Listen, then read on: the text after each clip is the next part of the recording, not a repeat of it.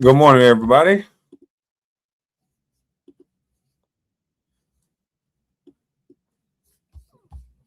We are here to discuss what I believe is the go along, get along gang at work.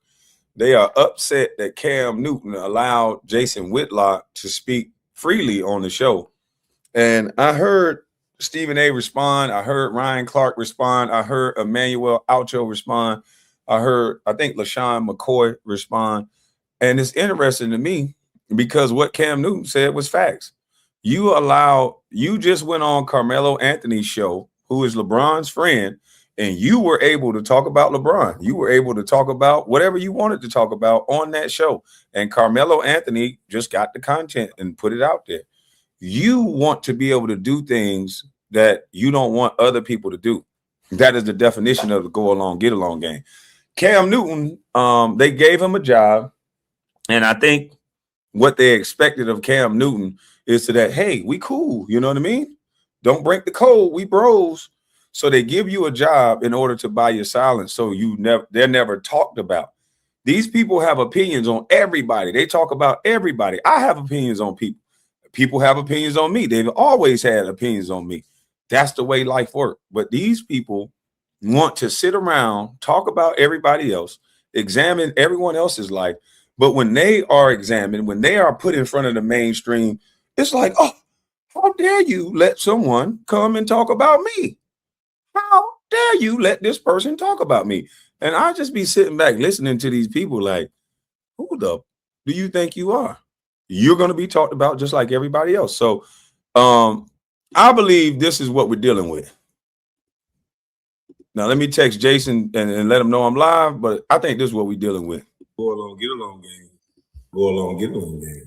Go along, get along, gang. Go along, get along, gang. Go along, get along, gang. Go along, get along, gang. Go along, get along, gang. Go along, get along, gang. My mama's cooking. Go along, get along, gang. My mama's cooking. Go along, get along, gang. Go along, get along. Go along, get along. Go along, bear with me, class. Get along. Go along, get along. Go along, get along. Go along, get along. Go along, get along. Bear with me, class. Go along, get along. Go along, get along. Go along, get along. Go along, get along. Go along, get along. Go along, get along. My mama's cooking. Go along, get along. My mama's cooking. All the gatekeepers say. Go along, get along. Go along, get along. Go along, bear with me, class. Get along. Go along, get along.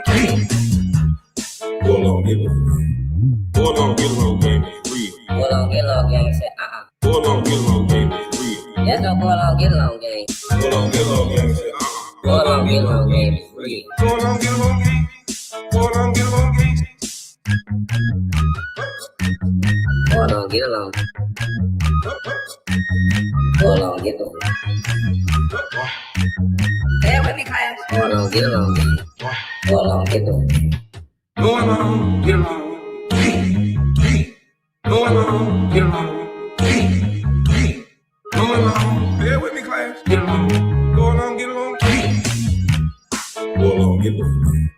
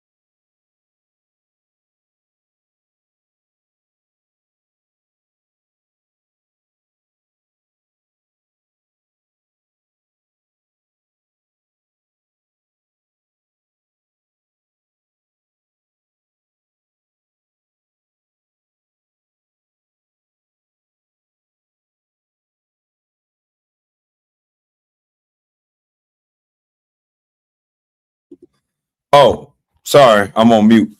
I was just getting the email ready for Jason Whitlock. I had to send him the link. I need to put my mic on this thing, man, because I don't like the way I'm sounding right now. Let me get some coffee. I gotta get my coffee going. All right, so let me get this link and put it in the chat because he don't have a lot of time. I want to go ahead and get him up here and then let him talk. I sit back and hear what he got to say, and then we analyze it at the end of it. We're gonna try to never mind, we ain't gonna tell you what we're gonna try to do. Man, this is gonna be fun. Hey, also, I'm gonna let him elaborate on what he said. You said the sound is good, so I don't need the mic. So I don't need to plug up the mic. All right.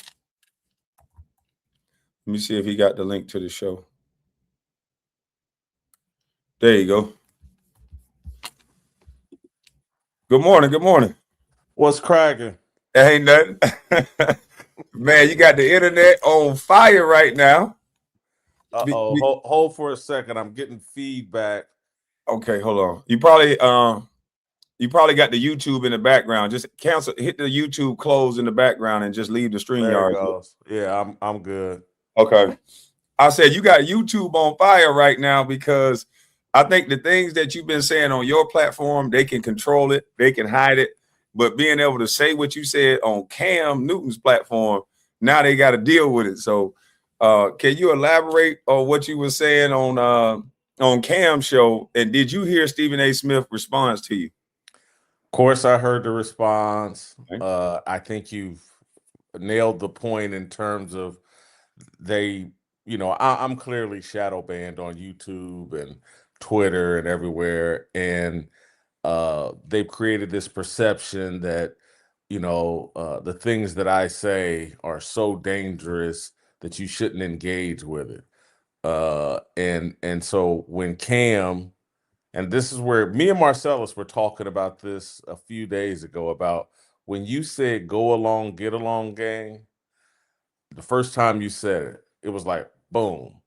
Someone finally crystallized what's been transpiring in the sports media space, and just in the media space in general.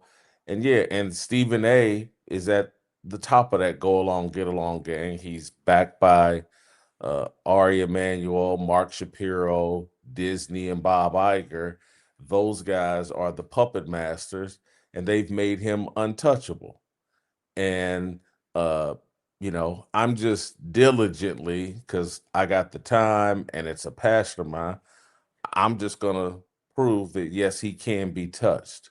This man is so fraudulent and so insecure that yeah, he can be touched. And I'm trying to explain to people this is a pathological liar. And I know that doesn't mean uh as much as it used to. I'm 58. Like when I was growing up, the last thing you wanted to be called was a liar. In 1983 the movie Scarface came out, and one of the great scenes in Scarface, Tony Montana's talking to that salsa down in wherever they're at, Colombia or whatever, and said, all I got in this world is my balls and my word, and I don't break them for nobody. That's 1983. I was like 15, 16 years old. Everybody that in school was quoting that, and Scarface was the greatest movie. And that's like how young men and certainly older men felt, like that their word was their bond. And, we don't live in that type of culture and world today. You even, not that, I got a lot of respect for the criminal world, but if you listen to criminals talk, like, man, everybody, as soon as they get questioned, they start snitching. Like your word don't mean nothing. It's just, can you blame the next man for your problems and get out from underneath and just snitch? And so, look, I'm never going to change. You know, my balls and my word are important to me, and particularly as I, close in my come in closer relationship with my Christian faith, my word becomes even more important to me. And so I've never seen anybody that's as much a pathological liar as Stephen A. Smith. When you say pathological liar, he was upset that Cam Newton didn't ask you to elaborate on what he lied about. But what I also noticed that he didn't do with all these robust words that Stephen A. Smith know, he didn't examine what you said and then put in where you were wrong. He didn't say, "Oh, I didn't lie about college. Let me show you what I did do." He never did that. So, can you kind of explain what you mean by he's a pathological liar? Well, first, let me piggyback off your point. He wants Cam to do more than what he's willing to do. Stephen A. Smith won't answer the questions, won't defend himself, but he wants Cam to. And Cam's like, I don't know. Some man that's on TV saying I averaged 1.5 points, but only played one game. How's Cam supposed to defend that? Oh, I knocked down 17 straight 3 pointers in a scrimmage on a Sunday when the college team had played on a Saturday. I mean, you read his book, the man is saying like in February he was driven down to Winston-Salem in 1988 or 1989, and on a Sunday he had this tryout. Well, anybody that knows anything about basketball is like, well, in February or early March, they're still playing. And so you telling me they played a game on Saturday and then hosted a scrimmage for some dude that didn't play in high school, didn't play in junior college. They hosted a scrimmage, and then he hit 17 straight threes in a game, in a scrimmage. Kwame, we haven't seen anybody in the NBA 3-point contest knock down 17 straight threes. Steph Curry hasn't done it in a in a 3-point contest with no defense. Now, see, this is why they don't like you, because your delivery is like that. You make everybody laugh. Now, they've done a great job hiding this dude. I know he's a fake. He talks too loud. He has no resume to back up, be it having so much bravado. But what's making him not just sit down with you? He's a journalist. You are a journalist. I'm tired of seeing people act like that, especially in journalism, act like jocks, act like us, be like, oh, and just fight. You guys are supposed to be the intellects. Why isn't he sitting down talking to you about what you're saying? He has no defense for what I'm saying. And the accusations and the charges he makes against me, it's like, okay, he's Whitlock, you're fat. And I'm gonna say, okay, yes. Whitlock, I make more money than you. And I'm gonna say, okay, yes. What I'm going to say, Stephen A., explain to me how Winston-Salem State, poor little HBCU, is offering somebody with no resume a scholarship on the spot based off some bogus scrimmage that happened at the end of February or 1st of March when they're in their season. He can't say, okay, yeah, I'm lying, because that's going to damage his credibility and it's going to open up for me to start unpacking all the additional lies. Kwame, again, this one, like, this guy's got no street smarts, and this is why I can't believe how Negroes cape up for this dude. He's a buster. He sitting on the show. Everybody in my neighborhood knew I was not to be touched. This dope dealer had my back, and Stephen A. Smith was not to be touched. Kwame, I'm not the most hood guy. That's what he turned into Brick. I'm not the most hood guy, but my father was. My father's business was in the hood. I've been around a lot of hood guys. That's just not how things operate. Somebody that got held back in 4th grade because they thought he was retarded. There's not some dope dealer sitting out there saying Stephen A. Smith is not to be touched. He's going to be important one day. Firstly, everything that comes out of his mouth, it's comical. It's like it's an SNL skit that he's passing off like it's reality, and he's easy. Everybody knows it. What shocks me, Kwame, is if I'm Kevin Durant or LeBron James and I'm in some kind of back and forth dispute with Stephen A., why don't these guys? They're from the basketball world. They know how much this guy's lying. Why won't they call him out for this stuff? because it's all a chain. Because of the people who make money off of Stephen A. They gave him what, $200 million? Do you know how much money they make off of Stephen A? If they can pay him 200 million, how much do you think he's generating? I'm gonna push back. I don't. He's not generating that. I Oh, think what it's an indication of is how important the agenda that he's promoting. What are they willing to pay to all right. have a puppet to promote that agenda? So And you think Stephen A was created for an agenda? What's the agenda? controlling Negroes, Negro Wrangler, overseer. It's look, overseers. If you went back to the 17 and 1800s, they were well paid. And they're really well paid now because controlling Negroes is that important. And so again, he's not to touch on anybody's funny bone, but like he's paid that money because he's willing to go on TV and say, "You Negroes, take the vaccine. How dare you not take the vaccine?" The guy gave a whole speech on taking the COVID vaccine, and I'm like, this dude's a sports writer and he's giving medical advice on TV, scolding black people. Hey man, I you thought take I this. was the only one that see it. I know guys like you see it, but what's stopping the masses from seeing that they're putting people in place that you like, and they're getting these influencers and these people to influence you to do things without thought? Insecurity, and this is the real touchy part, which will Negroes like to be controlled. We don't want the I'm responsibility of sorry, being black. I'm sorry, people.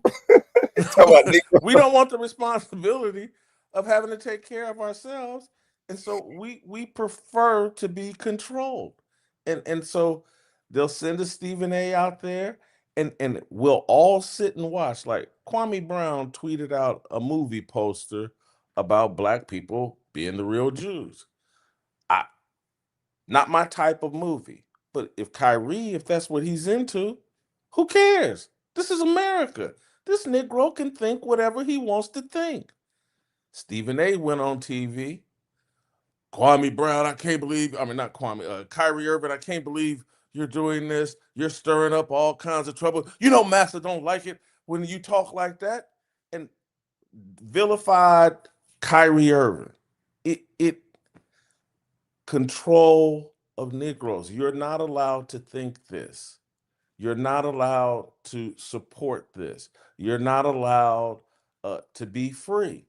You have to think what we tell you to think, and we'll put Stephen A in a big shiny suit and overpay him and let you say, "Man, if I just do what I'm told, like Stephen A. Smith, I can get suits like Stephen A. Smith. I can get a job talking on TV about things I know nothing about." Knows nothing about basketball, knows nothing about football, baseball, any of it. Oh, when he But went to UFC, that was like the ultimate low blow. I was gonna stop watching. They checked him quick though. That's how it's supposed to be. They're like, what? When he started talking about fighting, I'm like, oh man, and that's like the one thing you can't do. yeah, But let me it's ask you this: yep. the hypocrisy is right in people's face. Like Stephen A. Smith was able to go on to Carmelo Anthony's show, say whatever about LeBron, but he wants to be able to nobody to go on anybody else's show talking about him. Why is that?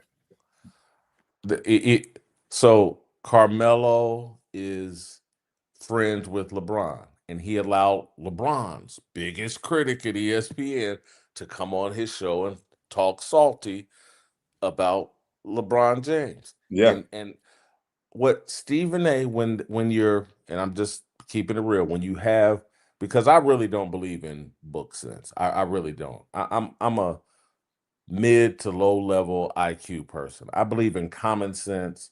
I believe in street sense. I believe in biblical sense, in a biblical worldview. Those things actually are the source of wisdom. Stephen A, though, is low IQ. And when you get all the money that they've given him, and you're not attached to a street sense, a common sense, or a biblical worldview, you lose your mind and you start thinking like, hey man, I'm one of the smartest, most powerful people on the planet. I get to make the rules and I don't have to obey the rules. I'm part of the chosen ones. And so he just has a double standard and he can't there's no consistency in logic or worldview because he's not attached to anything. That's why one day he seems like he's a political conservative, the next day he seems like he's a progressive liberal. He has no consistent worldview. None of it is attached to anything sound, and it just whichever way the wind's blowing, or whichever way his paymasters say we need you blowing this direction, that's what he does. What about I think LaShawn McCoy and Ryan Clark, especially? He chastised Cam Newton in a way. I'm like, dang. Like he was like, "Where's the loyalty?" Basically, like he ain't even loyal. Like so that's always why I'm leery of taking somebody money because I always believe it's attached to something. Like how they had that dollar on the fishing pole. Oh, got to be quicker than that. So once you get it, what is this money for? And I think they gave Cam Newton the money, like just to keep him quiet, so that people don't question anything about people at ESPN or their puppets. And that's why they had another guy at ESPN. Seemed like he chastised Cam, and Acho did the same thing. As Acho is real thirsty and has been struggling and doesn't have a consistent worldview, doesn't have the kind of confidence someone his age that had professional football career, even though it wasn't great, still had a professional football career. The guy should be standing on more than that. uh, Ryan Clark, uh, another guy that has all the reason to have a lot of confidence, but doesn't. And when you don't have confidence, it messes with your honesty. Ryan Clark can't stand me, and that's his real problem. That he's telling Cam, "How dare you legitimize Jason Whitlock? Don't you know Jason Whitlock made fun of me for crying on TV because a white woman at a McDonald's drive-through or a Taco Bell or somewhere called my son the N-word." White woman, he don't know, his son don't know. Kwame, you from the South, I'm from Indiana. Uh, you know, th- some random white person or black person calling me a name, it does not move me, and it doesn't move Ryan Clark. And so I was like, "Hey, Ryan, this is out," but he can't stand me because I criticized him for that, and so he's not honest enough to just say, "Look, man, why would you legitimize Jason Whitlock? That's a bad look for me." Instead, he made it about loyalty. Well, where's Stephen A. Smith's loyalty to Max Kellerman, to Molly Karam, to even Shannon Sharp or Skip Bayless or any of these people? There's no loyalty in that television business, and everybody knows it. And so people do what's best for them to make money and move ahead. So it's all a distraction.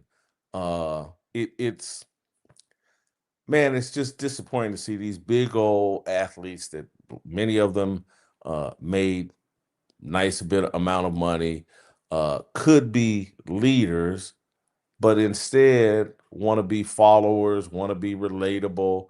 Again, this is like where I'm trying to challenge us as black men. Let's take the responsibility of leadership, and and Yes.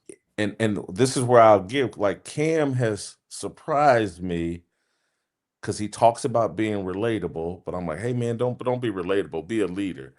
But now that I'm starting to see what Cam is doing is he's trying to be a leader. He's trying like, hey man, I'm gonna do what Pat McAfee did. I'm Mhm. gonna be a real shot caller. The bosses, the puppet masters aren't gonna tell me what to say and do. I'm Mhm. gonna do what works for me and what I believe in. And that's the difference between McAfee and Stephen A. Smith. McAfee went and built his own platform and a legitimate audience. Stephen A, without ESPN, is nothing. The moment he disappears from ESPN, he has no clout, no credibility, no audience. And Mhm. Cam wants to build a legitimate audience. so that he can do, and it seems I'm starting to really believe him that like he's like, hey man, as black men, we should be able to disagree, Right. talk to each other about our disagreements, Hmm. and agree to disagree as men or come to some sort of compromise as men. That's what white folks do. White folks don't like each other. You think white folks like, or there's half the white America can't stand Donald Trump, but they somehow manage to not cancel each other or do the things that we do. So I see Cam as like, oh, he wants a more manly discussion in sports, and that's a good thing. Well, he's going to be the only one wanting that because it's going to take away the space for the entertainers, the Stephen A. Smith, the Dracula face, Skip Bayless. Those guys don't know anything about sports. They just know how to be insulting and entertaining. So if you take that value out, that's why they always have these Kobe, LeBron, and all these debates with MJ, is because they don't know how to talk the nuances of basketball. I started to break down the game by doing the X's and O's and showing where guys should be. And I think Gilbert Arenas started trying to do it, but it was short lived. But why don't they break down the actual game anymore? Well, I think there's breaking down the games that we could do. I think there's breaking down the relationships, like the dynamics inside of a locker room and on a team that should be discussed and is worthy of discussion. It's like what athletes have so much experience inside of a locker room and should be able to share that in an entertaining way. And you know, Stephen A has no experience inside of a locker room, no real experience, and he's got stories that are just filled with cap. His over exaggerated relationship with Allen Iverson and like they were BFF and that's my dog and blah blah blah. It was a transactional relationship. In terms, Iverson was playing in Philly, Stephen A. Smith had a voice in Philly, and so Iverson dealt with him. But you'll never convince me. I've been to Newport News and did a whole long story on Allen Iverson and where he came from. It's very hard for me to believe that Allen Iverson and Stephen A. Smith have any sort of real relationship. They come from two different worlds. Stephen A. Smith never left the house. Stephen A. Smith ain't got an ounce of street sense. What do him and Allen Iverson have in common other than Stephen A. had a job for a time that could benefit Allen Iverson in some way? But yeah, I think X's and O's we could do a better job of talking about, but the dynamics within a team, uh, we could do a far better job of talking about. And yeah, the whole conversation, because to me, and I don't know where you come down on this, but to me, it's like debating Michael Jordan and LeBron James. That's a joke. Uh, I'm tired of hearing about it. And I keep trying to say we got to stop doing it because at some point, it's just going to make everybody fight because whoever like MJ is going to fight with whoever like LeBron. And it's really not even an intellectual discussion at that point. If they would talk about the locker room, it would open up discussions about different nuances of the game. So you don't think it's just all about superstars scoring points. There's a lot of things in a game that has nothing to do with just the superstar scoring points. And I wish they would touch on those type of things. well, you're the living example of like the dynamics that went on with you and the Washington Wizards and Michael Jordan and how that all came about.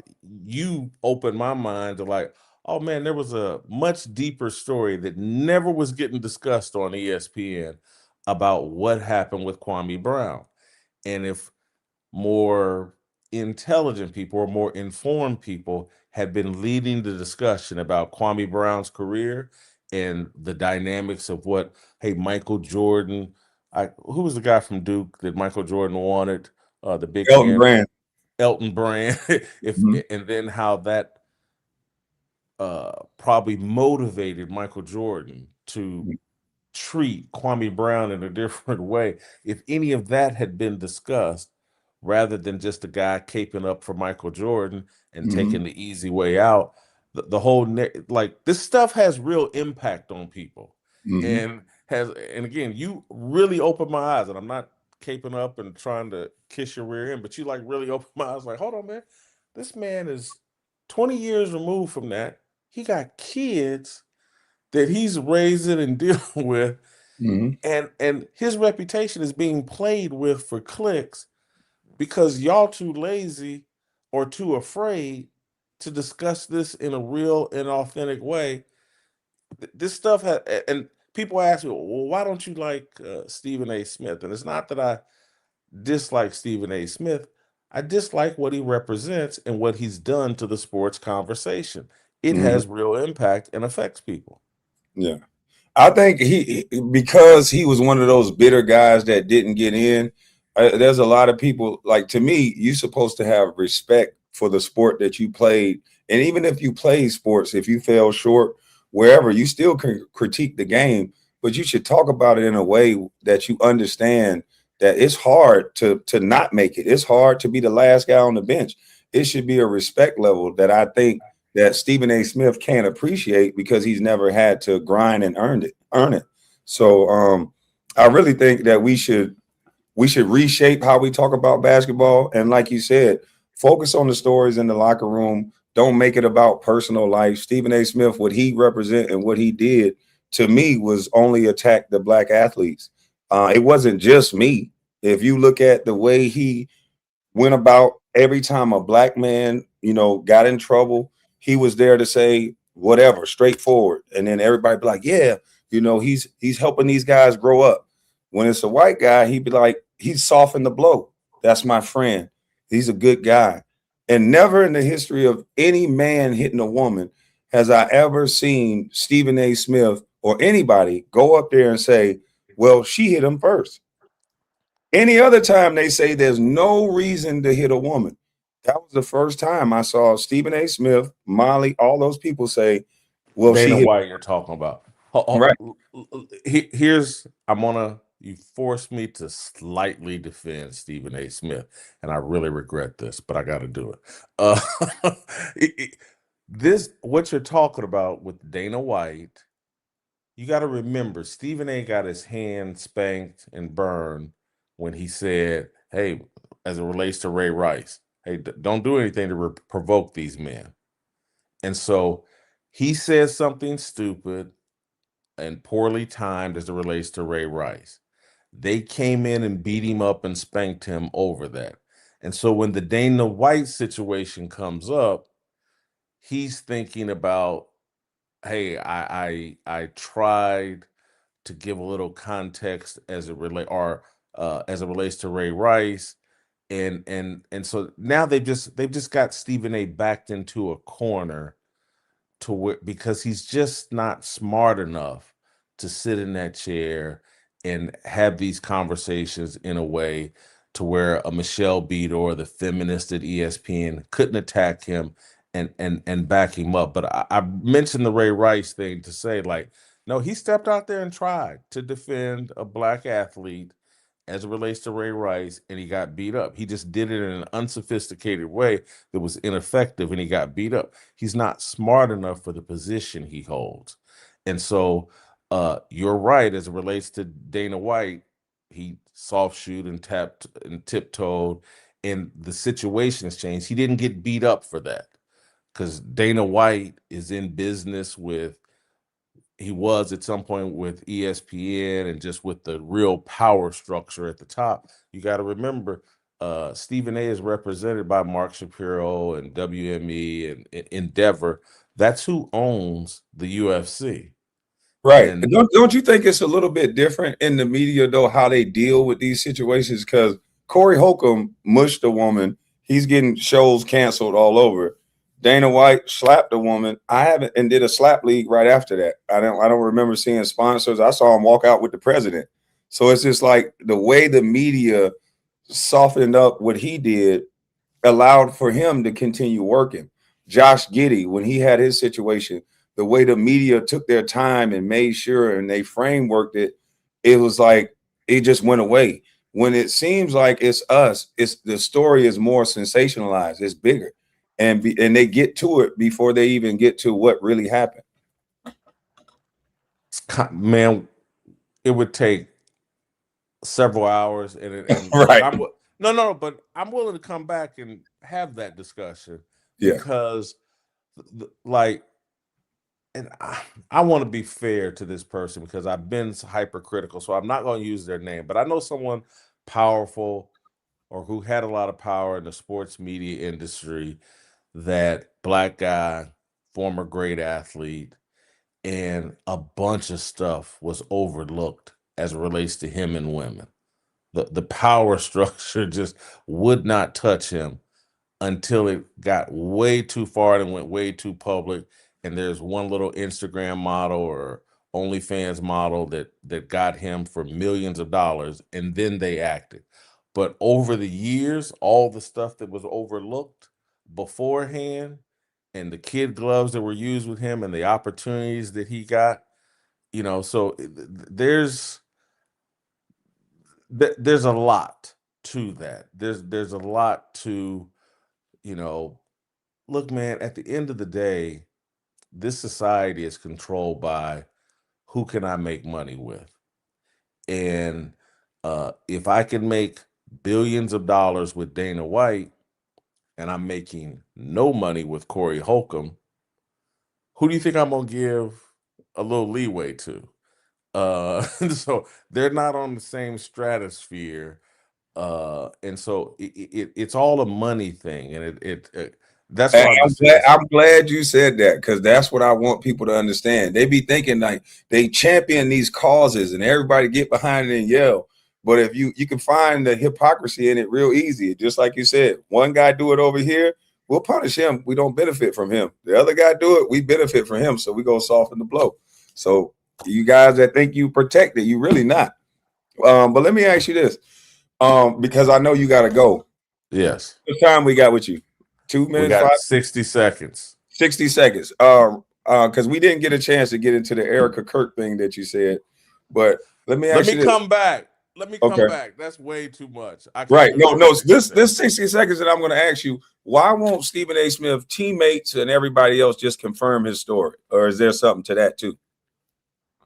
Oh, I think they're getting paid. Oh, I think they're all financially benefited. They're all in on it. Why mess up your money? Kwame, I gotta go. Thank you. all right. Appreciate your time, man. I appreciate Yep. the time you give. If you need me on your show, just hit me up and I'm there. Will do. Appreciate it.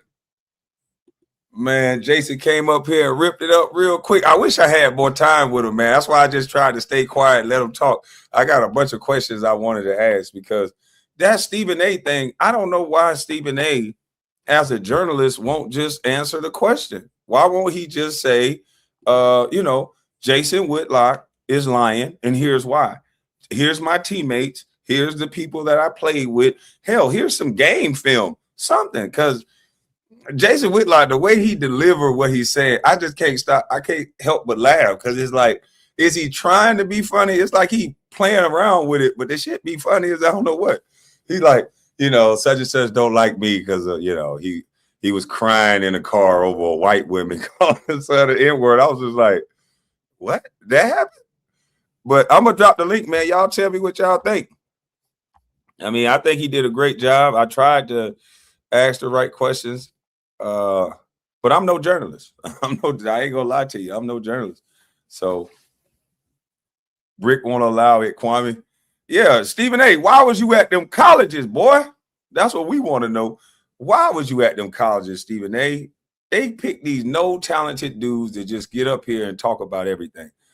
I don't think Cam Newton was wrong, because if you look at what Cam Newton said, he was absolutely right. He said, yo, Stephen A., how do you want somebody to not talk about you, but then you go out and you talk about LeBron on Carmelo's show? And that was a great point. That like ended all. So how can Ryan Clark say what he said when you guys go around everybody's show saying whatever you want? It just don't make sense. And it just shows you that a lot of these guys are afraid of the truth. They're afraid of conversation, because if you wasn't afraid of conversation, 27, Darren, doggone well, I'm not letting you up here. If they wasn't afraid of conversation, then they would have this done easy. Good conversation. You did it again, player. You going viral. Damn, you Kwame Brown. You supposed to be a bust. I am a bust, man. That was Jason Whitlock, man. Thank you to Jason Whitlock for coming on the panel. He came up just at a text, at a whim. We didn't get a chance to touch on everything, so maybe I'll go over his channel, or he can come back over here. Either one, but he got a lot of stuff to say, and he just had a limited time to say it in. So, because his show about to start, y'all go check out Jason Whitlock's show. Appreciate you, Russ. He said, would you take questions or do a poll of questions? I have a lot I would like to hear. I'll pay for that. Yeah, I mean, I could take some questions. What's up? What's your question? And the link is in the chat. 27 Darren, this ain't the right channel for your slow talking, and you come up here and it's like watching paint dry, and we don't want to see no paint drying. I'll get on the road and let you come to my other channel. All right. I gotta get a haircut, man. You guys that got time to stay shaved up and try to be cute, I ain't got time for that shit. I be busy. I gotta start icing my face like you do. These dudes wake up every day, ice their face and shit, do all this. I don't know how for what. She's still gonna leave, yeah. That's how I look at it. Like I'm gonna ice my face for salute. Became a member. Hey, but listen, if you're not gonna come up and hit the link with the questions or put them in the chat, however you're gonna do it. Wait a second. She's still gonna leave you, Miss Collins. What the hell are you doing all that for? All you gotta do is squats and Kegels. Make sure you got that thrust game. That's all. I'll make sure. I'm gonna do some squats in a minute. What's up, big girl? You gotta go pee? All right, I'm gonna do some. Hey, why you always? I'm a leg drop you. You always gotta have your hair all over me, girl. Say something I don't like. No, I ain't say lick on me. Say something I don't like. Say something I don't like. Or say something I don't like. Say something I don't like. Say something about. Don't force me to pet you. She always do that. She always do that bullshit. You better get up on me. You can't move. You gotta stay still or she'll hit you. Don't move. Don't touch me. Shit. What's up, man? You. What's good, bro? How are you? Good. She talking about don't do that. What's up? What's up with it, man? Who is CC? I don't remember CC up here. What's good? What's good, KB? What's up? Yeah. All right, American man, you go first. What you got, man? What you think about it? You know what? In full honesty, I kind of came in late, but I saw you and Jason Whitlock, and I'm like, okay. So I started listening. I'm like, well, this seems legitimate, because I know both you guys to be legitimate. And what I heard, the things that I heard at the end is absolutely correct. You know what I mean? Like what I heard, because I did come in at the end of the conversation. I'm not going to pretend like I was here, heard it all. No, I came in at the end, and even at the end, what I heard was correct. Shout out to Jason Whitlock. Shout out to Kwame Brown. And I'm gonna go on mute. What's going on, CC? What's up, bro? I was just gonna say, I like the way y'all was cooking back and forth on Stephen A, but I wish you would have had a little bit more time to push back when I feel like he was trying to backpedal when you was asking him about the Dana White situation and how, the media portray us one way, but let them kind of slide. And I feel like he was about to try to backpedal a little bit. So I was just wishing you could have got on him a little bit more just to kind of hear more of what he was going to really have to say about that aspect. Yeah. But other than that, it was good, though. I liked it. Yeah, I wish he had time to elaborate on that too, because it's so many examples in the media of how it's so different, how the conversation is so different around when a black man do something compared to the other. What's going on, Thomas? What's up, brother? Ain't nothing. Cooler, man. Hey, I just wanted to jump in, man. Just a quick word, man. let the black brothers know that, man, we gotta quit comparing ourselves to the white man, and let's try to lead as one, because white people, we all are human, but white people aren't the standard of humanity. So just because whites do it one way and we do it another way, don't make us wrong. You know, we can make our own way and make it a right way. You know. Mm-hmm. No, I agree with that.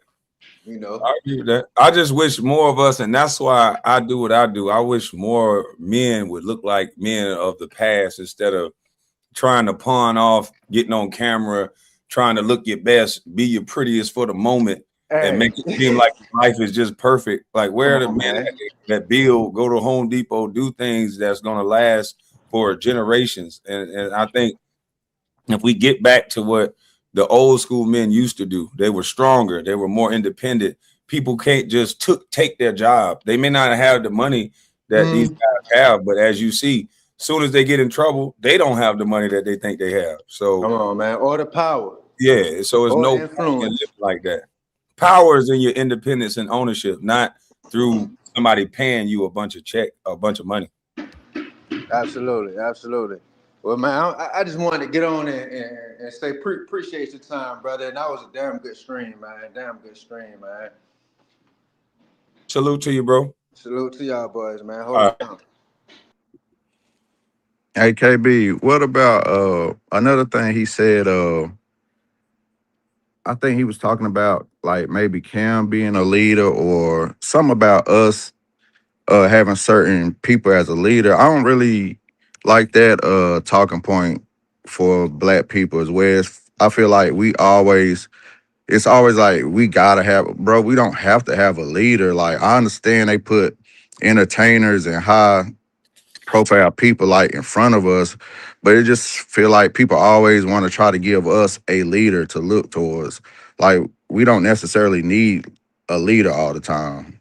I kind of feel like he was kind of pushing that a little bit too. I think when he was talking about Cam at one point of time, he said he feel like Cam is trying to step into like being more of a leader as well.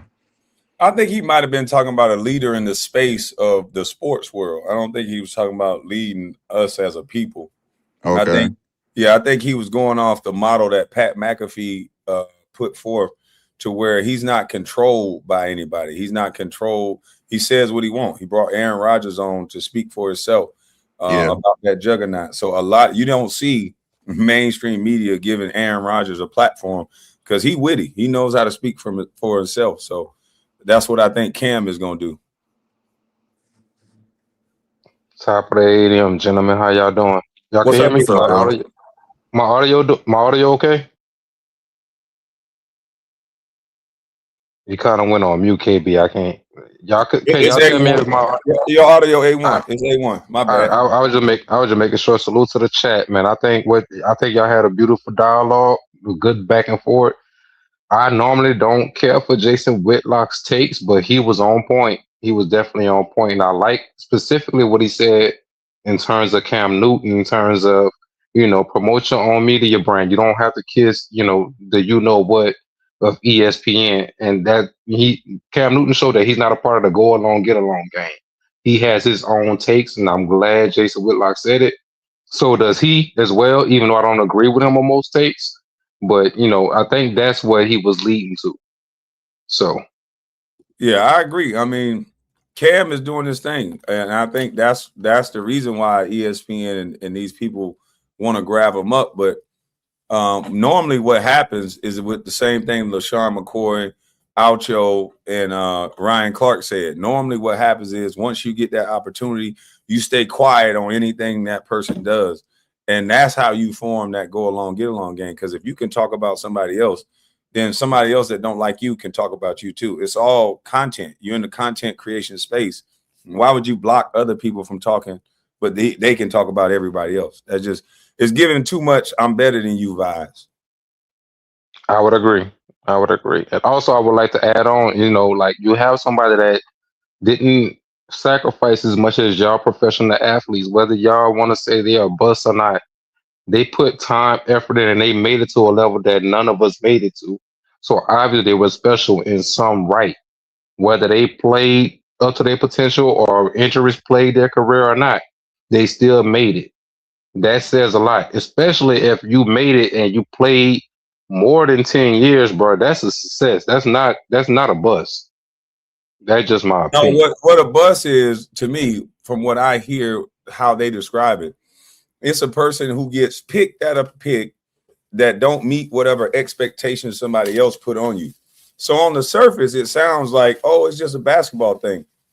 But then when you start hearing that word 20 years after a game, when people start applying that to things that are not related to basketball, that's a reputational thing. It don't have nothing to do with basketball. It's invalidating the whole man. Yes, let me tell you why. Andrea Bargnani. Did we label Andrea Bargnani a bust? Because that Uh, motherfucker was a whole failure. Darko Milicic. Did we label Darko Milicic a bust? A I whole think they actually failure. did. They did label him a bust. No, they didn't. Yeah, no, yeah, nah. I'm gonna tell Yeah, you, they did. American man, yeah, they, Nah. You yes, want to sir, know they why? did, Do and you want to know they why? actually blamed Joe Dumars for that. Do you want Yes, to they They know? did, definitely Do you want to did. especially know in why it's Detroit. cap? Do you want to know why it's cap? And I'm gonna say why, like people actually, why I say like people actually don't understand the programming is because Darko Milicic and Andrea Bargnani had lesser careers than Kwame has had, and no one mentions them when they talk about the bust or the failure or anything. They only mention Kwame Brown, and so the programming is you can only mention black men when you talk about the bust. I would agree. Yes, I would definitely You agree. cannot Yeah, mention Darko Milicic, Andrea Bargnani, and there's several guys that I could mention that I can't think of right now that were all bust. And there's I several can give you a guys point. that was bust, but they went to them parties. They hoping I don't say nothing about it, but there's several guys that were bust, but they went to those parties, so they had okay careers, and a few of them had terrible careers, but they stayed in the league for many years. They work in executive jobs now, and they were terrible, but they stayed at the parties. They did I guess, the right thing, but that's just morally, I can't sit with a bunch of men playing grab ass. And You what know you what I?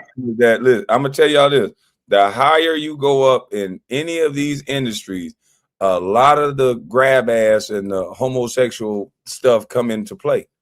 And the people that don't want to tell you that, they get in these rooms with these guys and they start talking about penis. They start, like me. I don't sit with the white guys that play little penis jokes and frat boy games. Like, I can't do that. I'm getting the fuck away from you. But what I find is that these are the guys that's with the money, and that's the guys that's offering up the deals, and those are the guys that want to hang out with your rappers and your artists because they're weirdos, but they want to be around people. And it's a lot of, if you notice what Adine Ross is always talking about, he's always talking bunkie games with grown men.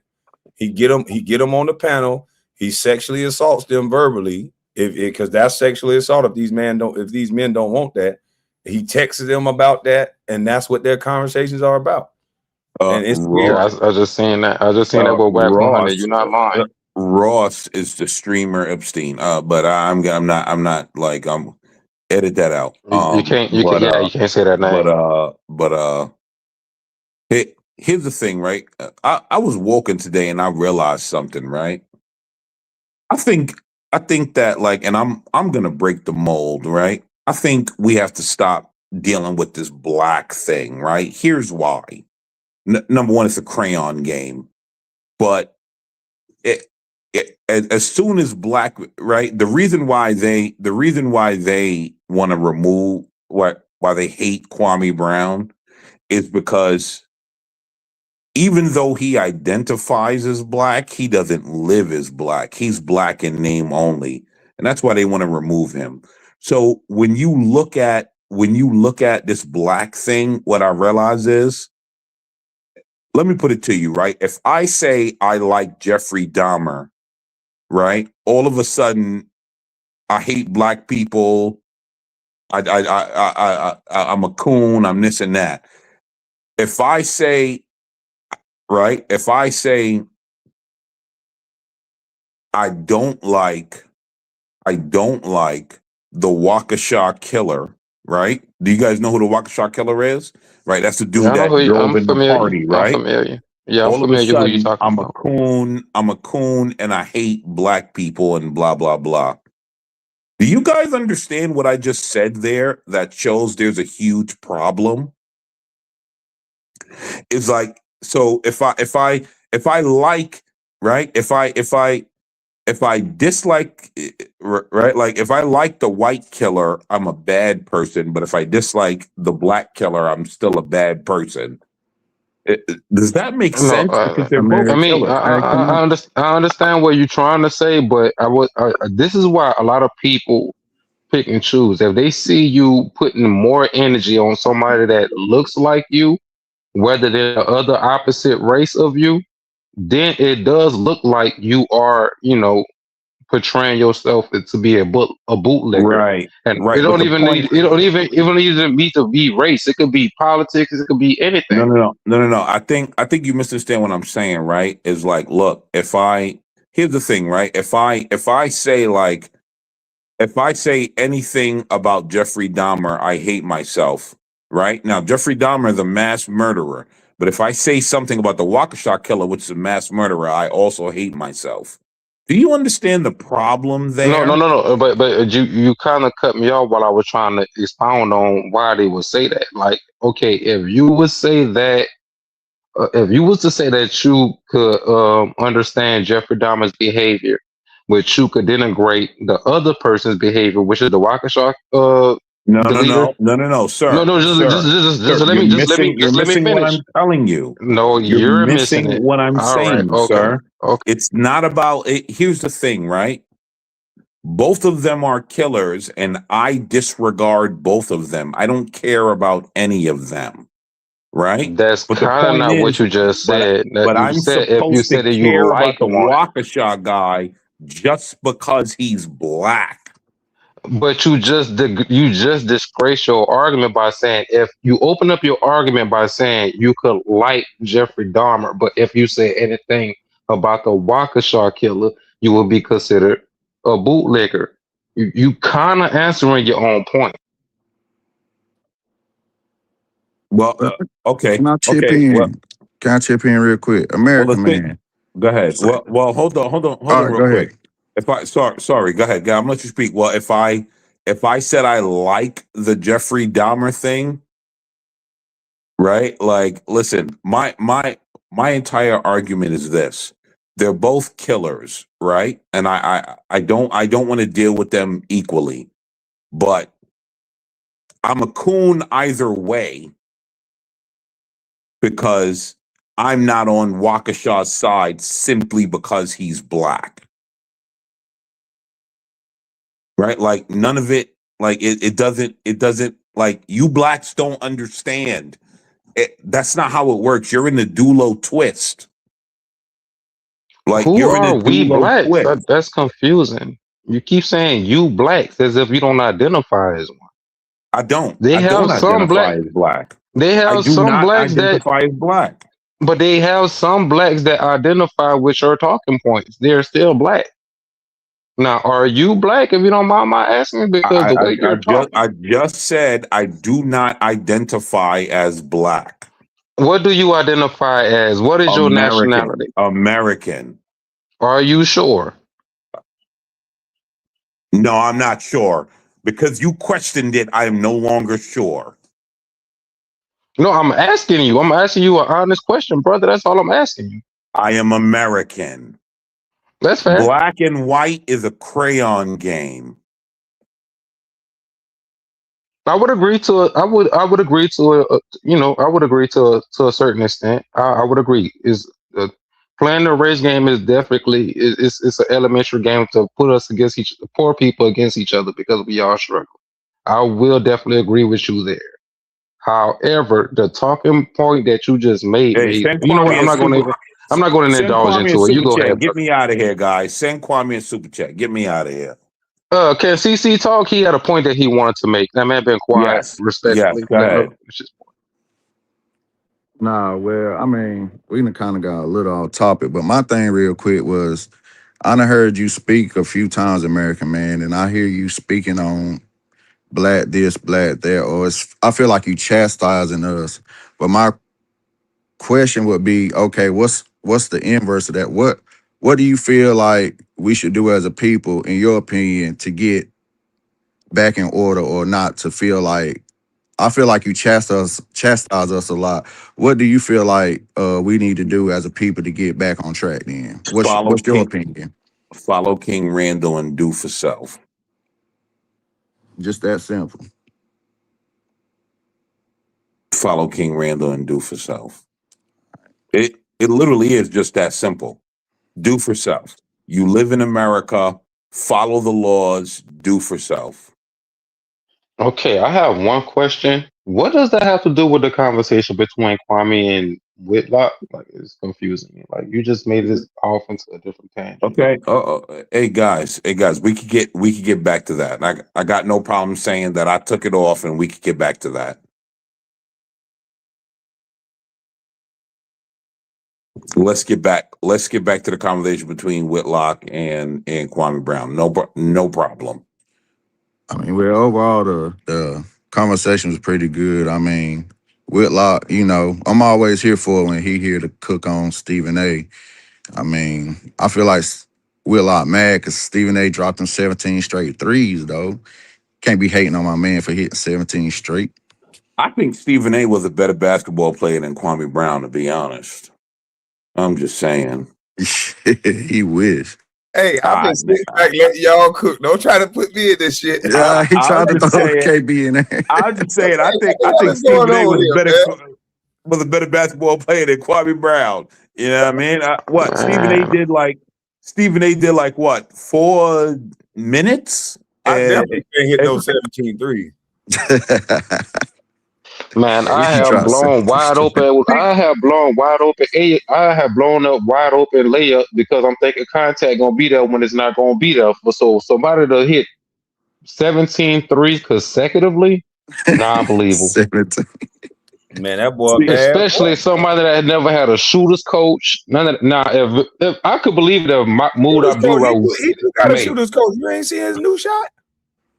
Oh, Stephen A got I know a new what you talking. shot? Yeah, I know. Man, he was shooting from the mid range. That ain't no 3-point shot. You know that, KB. Hey, I'll just give him his props. He hit a few of them. Hey, he was like, what? He was in his glory when he hit a few of them shots. He hit about 7 minutes, bro. 17 was crazy, though. 17. Man, 17. Man. I'm lucky if I make 3 in a row. He must have been thinking about that Eminem. You only get one shot. Do not miss your chance to go. And this nigga could not miss.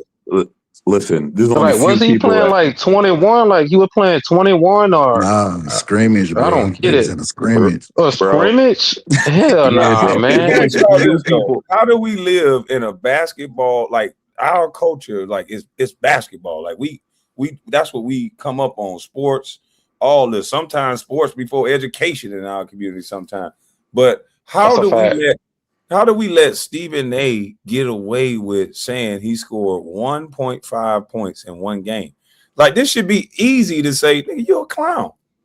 1.5 points I agree. in one game. You went down on a Sunday to do what? Like, where's the footage? You never played high school. We don't got no footage of that. Why did they think of getting you on the team? With all the footage and all the people that they could have picked up that have tape, why would they go to a guy that just came out of thin air? Because it shows, Kwame, we don't control any of that. We just dribble the ball. I mean, even when you put it that way, because I agree with what you just said, American man. I didn't mean to butcher your name, my fault. But to go along with Kwame's point, the better, like in my opinion, I think Jalen Rose should have Stephen A's spot. Because at least he knows the game and he's played it at a professional level. That man said, I sound jealous of Stephen A. Lord have mercy. Somebody in the chat Have y'all seen him box? Why would we be Okay, your hairline is intact, right? You got a decent Stephen A hairline. is a better boxer than Floyd Mayweather. I'm just gonna go on record saying that. I'm going on record saying it. Hey, look, I believe some of these guys would tell if they say, "Look, do you want to trade your life for Stephen A? You take his face, his body, everything, and his money. Would you trade?" And I'm telling you right now, hell to the no. You can keep that goddamn money. I'll keep my setup.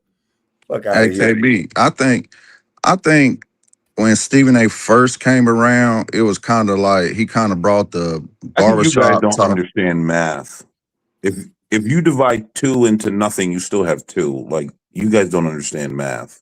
But anyway, continue. My bad, bro. If you Go ahead. divide 2 into nothing, you will have 2. Okay, I got you.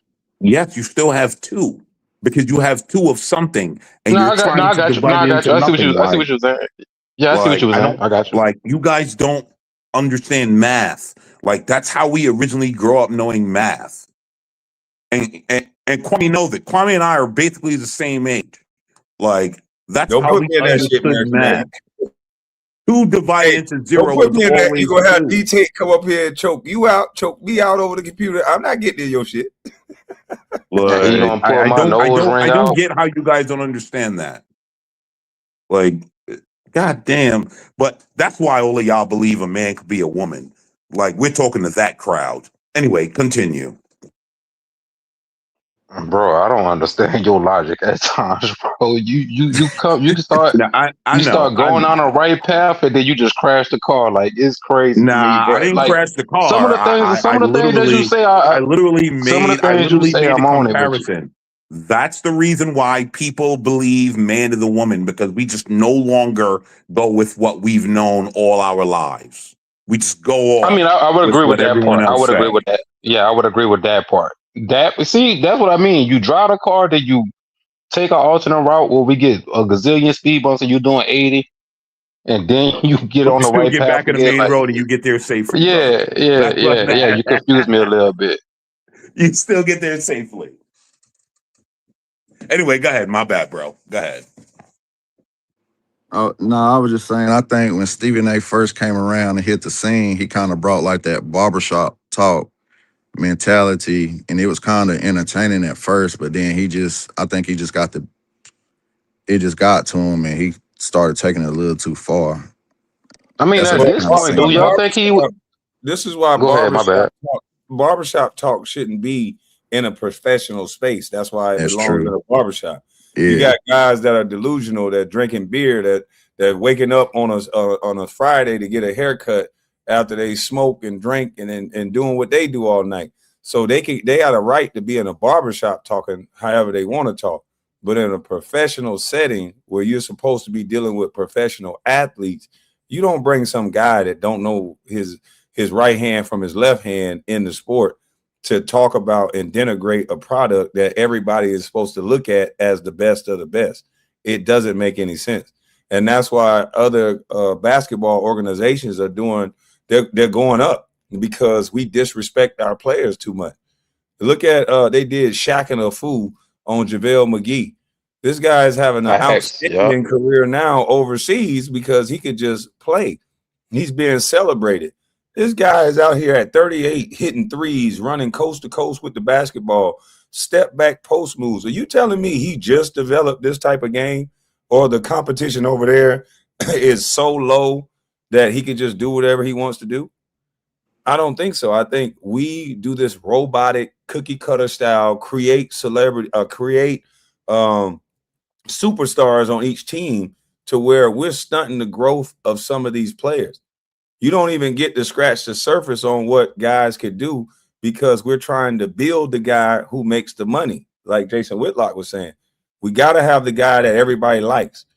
If they don't build teams anymore. They build individuals. I wholeheartedly agree with that sentiment of what you just said, KB. Because when you look at these people that's coming from overseas, like a Jokic, you got your Wimbies. These are true unicorns. Even Porzingis, he was ahead of his time. They had players like you and Lamar Odom that was doing that before they was there, but they was just never praised for it. And then they try to make them change their game once they got to the league. You had to pay a traditional point, but now these players that comes in today, they have free reign to basically do whatever the hell they want.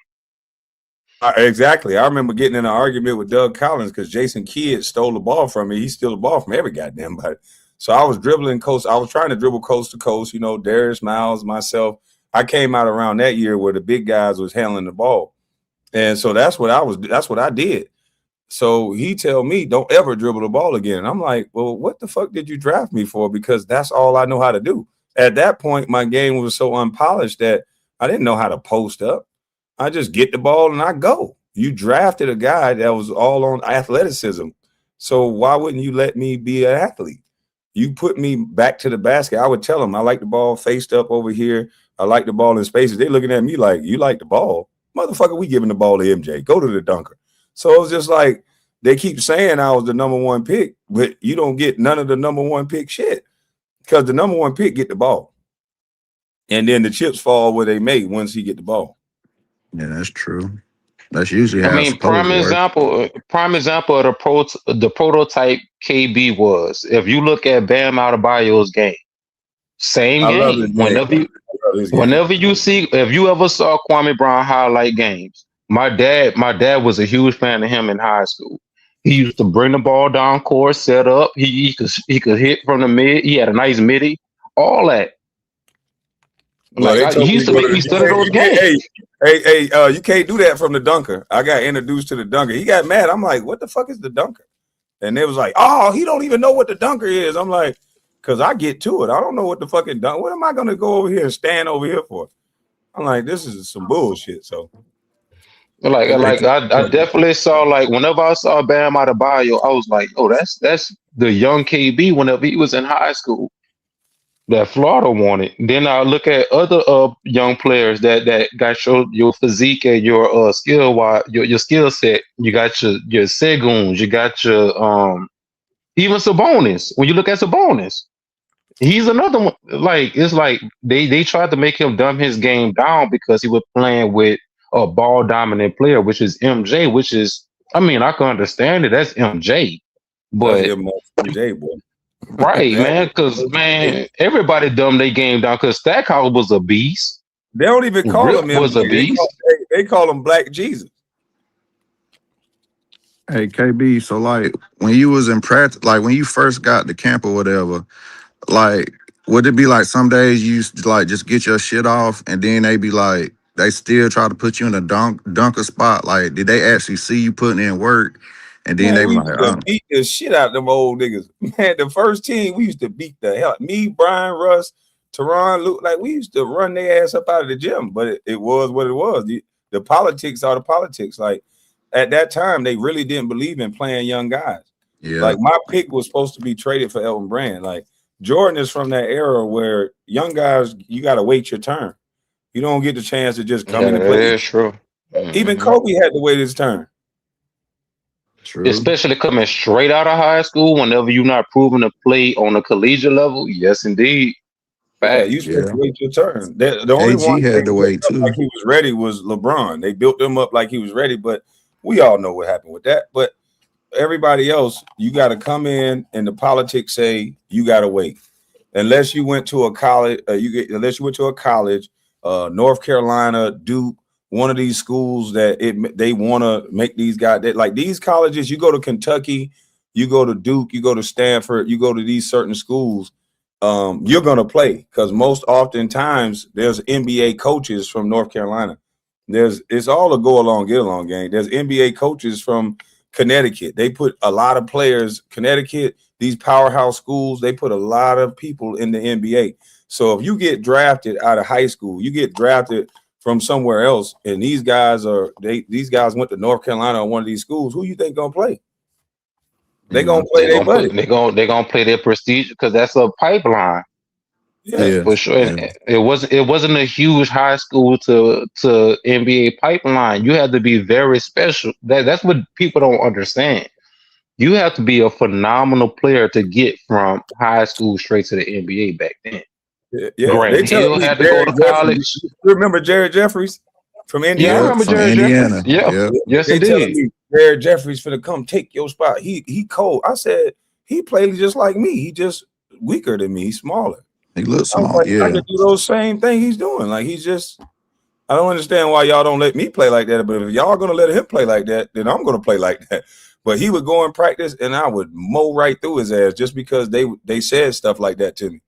I would destroy him in practice. I didn't like him just because Doug Collins would always do that. He would play a lot of mind games with pit players against each other. He would fuck with Jahadi White and say, "Oh, you're fat. You about to get cut. This is that." Jahadi White snatched the whole goddamn net off the rim. I said, "Shit, this motherfucker here." You get Jahadi White riled up, it's over with. Yeah. See, that's the behind the scenes stuff we don't be knowing about. Yeah, But like Doug. but I learned a little bit of it. My bad, KB. Go ahead, Oh, bro. go ahead, My bro. bad. No, go ahead. No, you go ahead and finish because my point ain't important. You made it to the No, league. I was just I'll gonna get it speak from my off. I'll collegiate. get it off. I'll get it off in a minute. I'm just cleaning up. I'm about to get ready to go downstairs and take my bags down. So you can get yours off. I'll get it off in a minute. But this is exactly why you need like a good vet that's gonna take you under the wing. So if you might have all the raw athletic talent in the world, but you lack the basketball IQ at a certain level. So I played collegiately for a Fact. year before I had messed my ankle up. But whenever I played, and this point guard knew I was gunning for his spot, and he still gave me the wherewithal in the game and the knowledge to know, okay, this is how you're supposed to come off for this cut. This is what he's gonna be after you come off for that screen. If they go under that screen, you pass it to you dump it to your big. Okay, Mm-hmm. whenever you go past that second level, you're gonna have that doggone dunker spot right there. That's gonna be for the big man that they crash up on. So I had somebody that was nice enough and understood the game better than me at that time because I was just fresh out of high school and this man was teaching me all this stuff and he was a way better player than me. I just was a little more athletic, but he was a very, very skilled player that took me to work and he taught me how to go work out, how to eat properly, how to sleep properly. I'm pretty sure you didn't get that same guidance. Like it's a lot of stuff that you got to understand that goes on to playing collegially or especially to a professional level that they don't No, they don't we all understand. got that same guidance. I had some pretty good vets in that regard, but it's just certain things like with the politics that I was faced with when MJ wants something, he's supposed to get it. You're not supposed to. You don't tell a guy like MJ no, and he doesn't traditionally hear no. So when he wanted to trade for Elton Brand, just like when Krause didn't do what he want, they said it was problems with Krause for years. So MJ he's that guy. I mean, everybody understands it. Everybody knows it. That's why Oak said what he said. He said, "I just think Washington just didn't do right by you. You know, it is what it is." But and doing right by me would have been you let MJ come back. So now go ahead and trade the pick. Go ahead and give MJ what he wanted.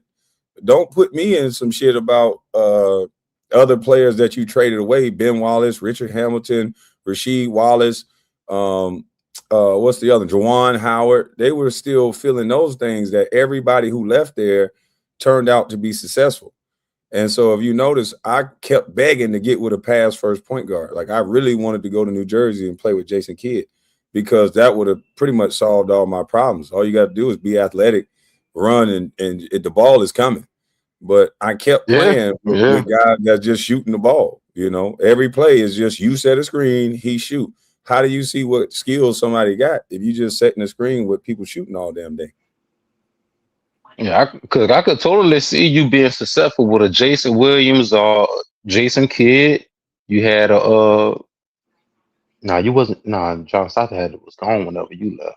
It was another Hey, point guard that I'm thinking about KB, because how it do was that a work though? yeah. You just hit your agent up and be like, man, I'm thinking about maybe, how could you get me to New Jersey? Like how do it go? Like how do you kind of like put it in your agent ear? Like these some of the teams I might be, better with or whatever. Well, I told him my agent was talking to Jason Kidd. I talked to Jason Kidd on the phone, but it just seemed like Washington told my agent we're not trading them anywhere to the East Coast. That's They talk all crazy. this talk and say I'm a bust, this is that, but they traded me out west for a reason. Yeah. When I was young, Yeah, because if you would have went in the East, man, you had the Hornets that were they the Bobcats at that time? I think it was still the yeah, Hornets, right? No, that was the Hornets at Yeah, that time. Hornets, yeah. yeah. You could have went there. You could have went to the Heat. You could have went. Man, y'all. Yeah, you would have been a problem in the East for sure. Especially if they would have let you play your game and just help expand your professional IQ in terms of basketball. Even though you still had it, but you had to learn a little bit. But Well, that's what I anything don't know. that's Go new. ahead. I really wish that they would. I really wish the sports media would stop telling people that certain guys are ready, other guys wasn't. Anything that's new, anything, there's a learning curve. If you go work at McDonald's or KFC, a job you've never done, it sounds simple, but they would have to teach you how they make that chicken. So when you go play NBA Facts. basketball, there's no game like that. It is a different style of game. So if you played overseas, if you played in high school, if you played in college, none of that matters. There is a learning curve. Some people get it faster than others. Some people don't get the opportunity. I've seen guys, like I said, Gennaro Pargo, one of the guys that I always go back to because people like to always make it like somebody is doing something wrong and that's why they didn't do something or that's why they didn't succeed. No, sometimes you could do everything right and still fall short or still just the politics of the game. Gennaro Pargo is a point guard. The politics of the game, big man get hurt, last point guard get cut first. We need another big. He got caught up in those situations a lot.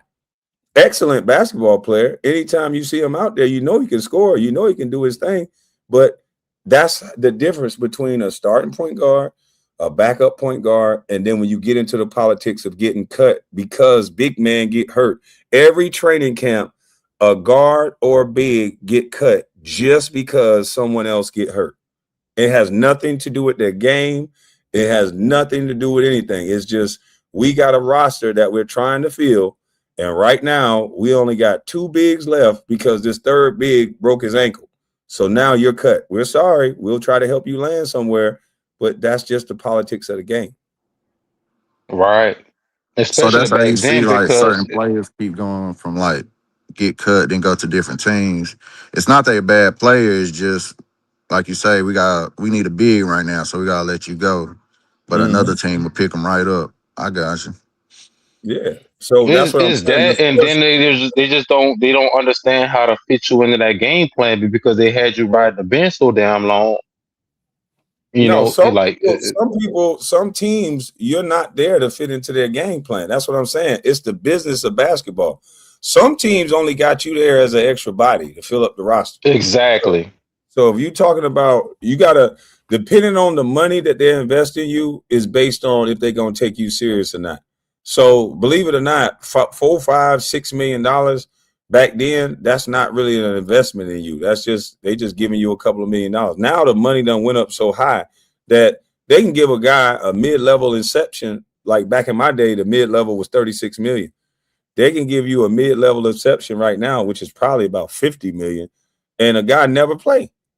They give guys $50 million to sit Facts. on the bench. I think they offered Cam Thomas that, but I think he wanted more, like one more year. I think that's part of the reason why the Bucks just cut him. And he a baller, but I guess he wanted a little bit more money on his deal instead of signing for that mid level. And I Well, Now think they like got it to where now you have to have an incentive on your contract, and they let yeah, some of these talented players that have been messing up and all that stuff, and they give them a second. They ain't have that back then whenever KB played. So yeah, imagine if he had that same luxury. yeah, facts. He would his career could have extended 5 or 6 years, depending on how much his passion for the game was still there. He could have still been in the league because the man was skilled. who me? Oh I've hell seen. no! I had a Yeah, no, I'm. avulsion fracture. I couldn't play no more. I had a avulsion fracture. Hell no. See, I But I didn't was want just to. saying, like, Yeah, I go know what ahead. you're My saying. If bad, I my didn't bad. get hurt, I definitely agree with what you're saying. But a lot of these guys, believe it or not, they do what's his face that played on the team with LeBron, the center that done got caught doing steroids, Tristan Thompson. Oh, Tristan. A lot Yeah, of these Tristan guys, Thompson. Yeah, yeah, a lot of these guys, believe it or not, because there's so much money in the game, they have learned to get on a substance in the summertime because they don't get tested. Get on a substance in the summertime and then get off of it during the season, and they can take certain things to keep this conditioning going that are legal. But then once they get their fourth test, like right now, it's April 30th. Most of the superstar players have already had all 4 of their tests because the season is almost over. So they done had all 4 of their tests. So all bets are off now. You're going to start seeing motherfuckers allegedly flying out the gym now. Because if they done took all 4 of their tests, it's over. They can do whatever they want to do. Hey KB, how easy is it really for y'all like to accidentally take like a banned substance? Like, is it really that easy, or people just be trying to get over? It's easy when you have these guys that are really into these supplements, because sometimes you can take it. Depends on the dosage, though.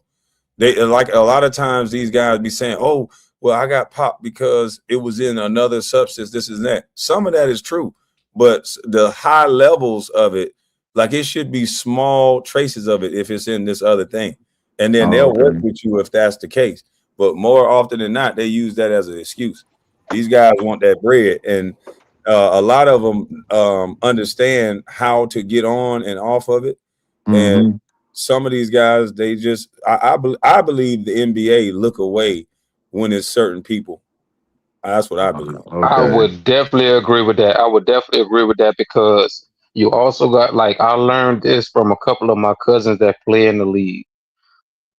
They told me, like, it's certain people that whenever they come to you and say, I got this new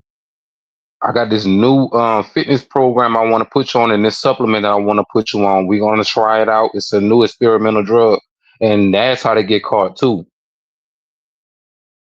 That's crazy. Trying a new experimental joint.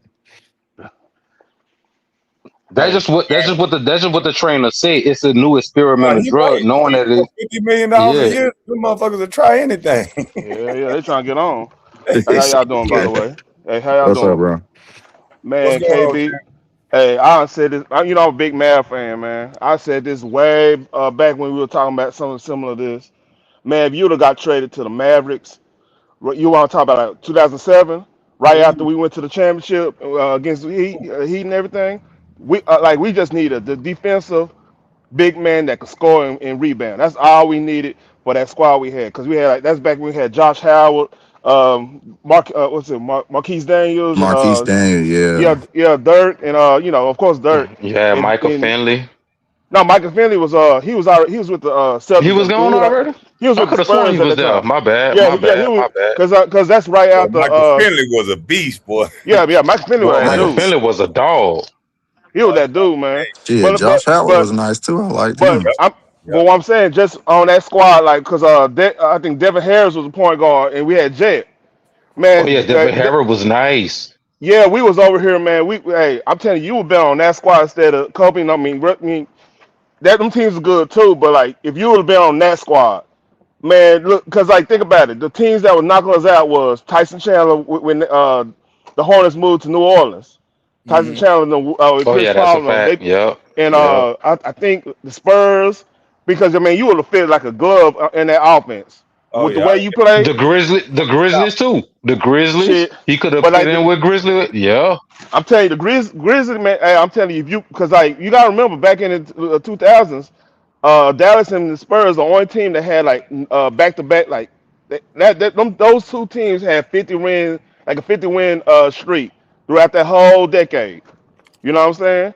And we all thing was missing. We just didn't have no big man. Like no disrespect to Eric Dampier and anything, man, because he had a good career too. But shit, we just needed that one dude that just all right. If they bullying Dirk, you got his back. Just like think about how we won the championship in 11.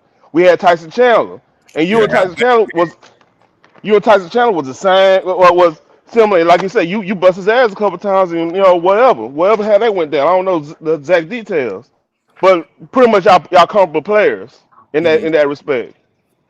That's all I And gotta say. They did have the Matrix on that team. Sean Yeah, Marion was yeah, yeah, nice. yeah. Dang. Boy, And they shit. was What? deep. See, I mean, they They was had deep.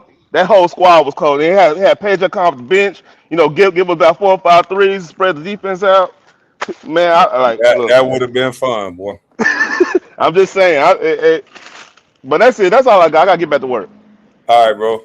They All got right. mad at me I ain't because gonna lie, like when Kobe scored 81. They said, "What the hell you were doing, Kwame?" I said, "Shit, I was setting all the screens." That's Well, what I they know said. that's right. Getting all the motherfucking hell yeah. shit. Let me shoot the goddamn ball and get thrown out the game for your enjoyment. Hell no, I did my job. They told me to get Kobe open. I said, "All right, cool then." And Charlotte, even that takes a skill. That yeah, takes a but skill. You got to put your nah, body on the line, I and ain't you do the got to go motherfucking defend thing. on. That wasn't no skill. That Oh was easy. damn But it! you I had was to trying to knock that take up for nigga ass you. out. God damn it! I was trying to take up for your ass, But man. no, Shit. in Charlotte, it was a different story. The coach said, "Listen, they deprogrammed you from being an all-around player. Motherfucker, we gonna take you out the game if you don't shoot the ball. Because if you notice, a lot of bigs, they'll get a rebound and won't even look at the rim. They'll just throw the ball right out. And that's Yeah, what yeah. happens when you get programmed into just handing the ball to a scorer like a robot. And that's not basketball. And that's why our game is weakening. It's lessening because we'll take the center and the power forward, and if a guy can't shoot threes, then they seem to be obsolete in the game now. And that's stupid. The closer you get the ball to the basket, the more attention that has to go on to the ball and to the people that's moving around it. So you That's a throw the fact. ball in the post, you make these cuts because it's a penetrating pass. And if you got scorers, if you got shooters, you make it easier for them. Because most of these guards, when they come together, they're going to make a mistake. It's easier basketball than to see a guy dribble, dribble, dribble, jump back, hop, jump on his other leg, spin, shoot a three, and you wonder why they popping their Achilles. You wonder why they popping their knee, because the shit that they're doing to score is just flat out stupid. Exactly. If you get a It's like solid big man this now, game has been broken down to low IQ basketball. yeah. I even see it whenever I just go to the rec and I watch these little kids play. Everybody want to shoot threes, and it's like, yo, you had a man wide open right there, bro. Y'all down 2 points. Why are you shooting a three with two people on you? It's the game has been so diluted to the point sometimes I hate the game of basketball the way it has transformed today. I love Because basketball with all my heart. there's no strategy no more. No. We used Right. to look at people and pick that scab. If you couldn't defend, you couldn't play. And that's just the simple long and short of it. If you can't defend, your ass can't play. That's a fact. You put a short European out there, they would take him in the post and they would punish him. Yeah. Michael Curry was like 6'6", 2-3 guard. He might not have been the best scorer in the world, but you bet not put one of them goddamn Europeans in there against Michael Curry. Hey, that Up to the Detroit paint. Pistons is throwing that ball straight to the post, and he gonna look like a scorer that night.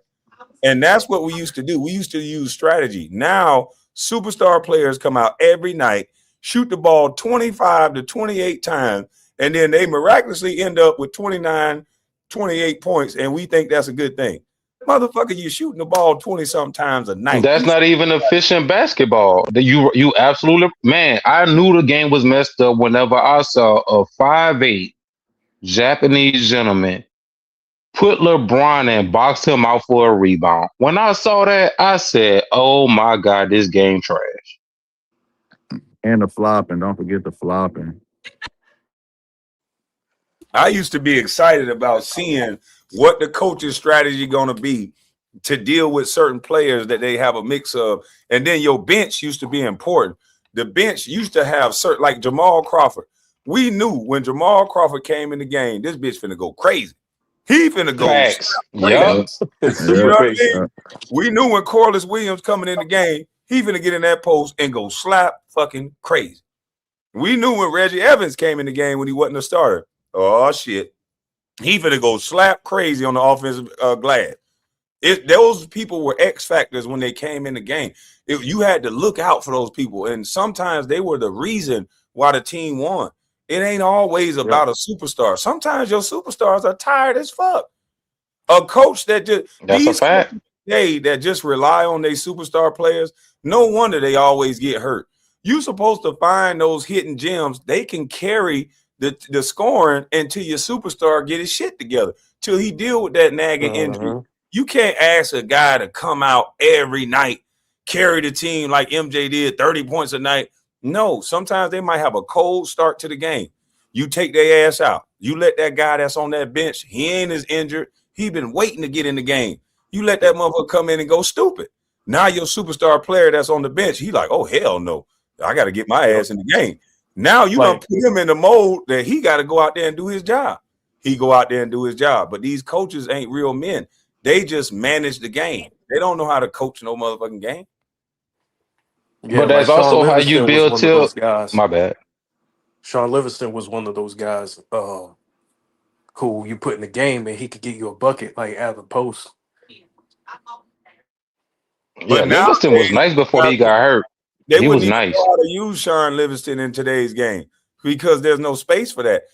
Sean Livingston, you got to put him in the right space, in the right situation. If everybody's spaced out just to shoot threes, Sean Livingston, you might have to bench him. He ain't no good three-point shooter. But if you let him do what he do and open that floor up, he's going to get to a certain spot, and there's not going to be any damn thing you can do about it. Mm-hmm. That's why guys like that were special. Yep. You had Sean Livingston. You had the Rajon Rondos, man. We don't even have a true point guard like Rajon Rondo no more. This man could score 9 points and give you 21 assists, and then y'all win the game. Yeah, Because we he got know too many all his player scoring point spots. He know guards. all his player spots. Like, I don't want no point guard that's gonna shoot the ball 20-something times. Yeah. Don't get me wrong. Now, if I'm off, that's why Nick go Young ahead. the way he is. That's exactly why Nick Young career didn't go the way it was supposed to go. He didn't have a guard that fed him the ball. I guarded Nick Young. I like to guard people and defend them just to see their tendencies so I can take it away. And that son bitch is excellent at scoring. He is so good at scoring that he nice.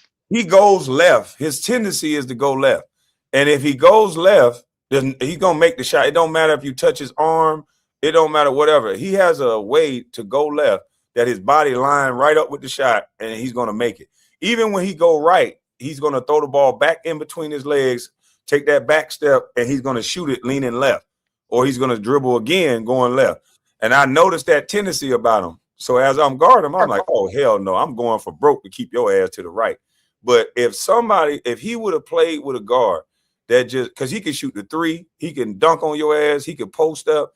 If he went to a pass first point guard, which was more of a veteran that was more focused on winning, Nick Young would be it'd be a whole different conversation around Nick Young, the way he could score the basketball. Yeah, Nick Young was nice. He was Nick nice. Young You would if you would have put him with somebody like a Steve Nash, or you would have put him with somebody like a Jason Kidd, his game would have expanded so much more. And this is why. Oh, it was basketball already there. is so. His game was already there, bro. It's Yeah, he just was the nice. mentality. He started playing and joking based on the leadership that was there. When you get somebody that's That too. talented, That's true. you get somebody that's that talented, and the head nigga is a jokester, is a playing all the time, and the team starts taking on the characteristic of the head nigga, then that's what it is. But if he was around somebody that like, nah, this is what we do. This is how disciplined we gonna be. And we ain't finna be bullshitting around. Like every veteran, they had their fun, but the shit that this boy did was just beyond stupid. You know what I mean? So I just believe that if he got to a situation where a guard was feeding him the ball, but it was like a winning franchise. See, a winning franchise, it's a totally different environment than a losing team. Because trust me, when you know you're gonna lose, it's guys that come in there, they don't give a fuck. They're gonna come in there, get their number so that they can get to another team. And that's what the mindset, when you go to a losing team, that's the mindset of a lot of these players. I'm gonna get mine so I can get my contract. Fuck this shit. And then you look at a lot of guys, when they go to a team that's a losing team, they don't even play. All them guys that go to Washington, you think goddamn Anthony Davis finna play for Washington? Fuck He don't no. give a fuck about Washington. His agent, he not gonna play for no franchise that don't win. They don't even got no winning coaches. So he gonna want to be traded to go to a winning culture, a winning environment, because it's a different story. When you expect it to win, then you expect it just to play a game. Absolutely. Hey, but hey, Kwame, I came in here late, but I really came on here. Look, I'm cool with American Man. I like him. But that multiplication shit was crazy. Hey, Yeah, I ain't even understand. Y'all That's why I still ain't even call it mess with the that. American man doing it, y'all, huh? hey, hey, for the audience out there, you have 2 zeros. When you do 2 times 0, you have 2 zeros. Whatever you multiply times 0 is 0. If you have at Well, he addition, said division. To be honest with you, he said division. it's the same principles. Yeah, it is the same principle. I understand what you were saying. I just was trying to gas his head up. Sometimes you just gotta let. Sometimes you gotta let a fool be a fool. Because if you argue Yeah, I with a ain't even fool, Yeah, they mess he don't with a know that. cool who is who. dude. No, he a cool dude. Like I chopped it up with him, but bro, I couldn't like I had to come up here, bro. I was like, what the fuck? So he's saying 2 times 0 is 2. Is that what he was But saying? he 2 divided by 0, like it's still 0 because you have 0. Yeah, it's It's still different. zero. Because I was like, am I tripping? But I was like, you know what? I see what I'm arguing with. He's just somebody that just want to stay his narrative across, and then your narrative is obsolete. So some people like that, Well, you just gotta let them talk. Because if you give them your energy like that, you start feeling stupid. So sometimes you be like, you know what, bro, you got that. yeah, but you have 0, right? And you're dividing 0 with 0. You know what I'm saying? You have 0. You're dividing 0 by 2. You have 0. Just like 2 plus 0 is 2. Like 6 times 2, right? Or 6 plus 2 is 8. 6 times 2 is what? 12. You have Yeah. 2 sixes. You see what I'm saying? If you divide 12 by 6, you have 6. You see what I'm saying? So like you have 2 of that number. Yeah. I mean, all of us understand. All of us understand math, but you got some people that just want to be hyper intelligent to make everybody else feel dumb, so they could feel superior thinking. Sometimes you just gotta let them have it, so they could continue to be a fool, so they could say it in front of the right person, so why they don't get a job. That's all you Man. gotta do sometimes. Yeah, man. I had it, bro. I was like, what? Hey, he wasn't gonna get me swung on by DJ. KB didn't say nothing. No, I No, wasn't. no, he a cool dude. I was like, Yeah, he I a was cool sitting back dude. laying Like, down. I was spit out yeah. my drink. I said, what? I thought y'all was gonna get triggered by him saying you black people. Nah, I Nah, wasn't. I ain't feel Nah, no way. man. Nah, man. KB, I'm from the South, man. I'm from Louisiana, man. I know how this shit go, man. I done dealt with the bootlickers. I done dealt with actual people that don't like black people. I know how to deal with folk like that. My city Yeah, is a facts. jungle, and sometimes you gotta learn how to make friends with snakes. So I know how this goes. So like, I don't be tripping like that. For him to let me trick me out my position and get me in my emotions, that lets me know he has more power over my wife and my kids, bro. Because that's the only one that can make me mad or feel away. That's how I look at it. I don't Hey, be tripping. Nah, I Miss think Collins people. talking about 0 times 0 equal American man. Miss Oh Collins man, is hell, boy. Hey, but look, I gotta take this damn these bags and stuff to the car, so this thing gonna shut For off in sure, guy. all right, this salute, Kwame. salute, salute. I'll start another one on the ride. But salute to y'all boys, man. I appreciate everybody in the chat who chatted responsibly and super chatted. I'm up out of this thing. I'm gone.